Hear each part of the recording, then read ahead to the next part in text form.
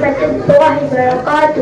وعلیکم السلام ورحمۃ اللہ وبرکاتہ۔ نماز کسے کہتے ہیں؟ نماز اللہ تعالیٰ کی بندگی کرنے کا خاص طریقہ ہے۔ دن رات میں کتنی مرتبہ نماز پڑھی جاتی ہے؟ 5۔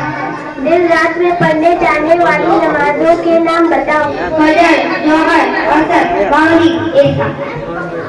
اللہ تعالیٰ کا گھر کہاں ہے؟ اللہ تعالیٰ کا گھر مکہ معظمہ میں ہے۔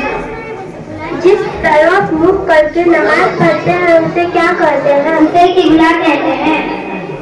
مؤذن کسے کہتے ہیں؟ مؤذن اسے کہتے ہیں جو اذان دیتے ہیں۔ مکبر کسے کہتے ہیں؟ مکبر اسے کہتے ہیں جو تکبیر کرتا ہے۔ مقتدی کسے کہتے ہیں؟ مقتدی اسے کہتے ہیں جو امام کے پیچھے نماز پڑھتے ہیں۔ نماز پڑھانے والے کو کیا کہتے ہیں؟ امام کہتے ہیں۔ اکیلے نماز پڑھنے والے کو کیا کہتے ہیں؟ اکیلے نماز پڑھنے والے کو منفرد کہتے ہیں۔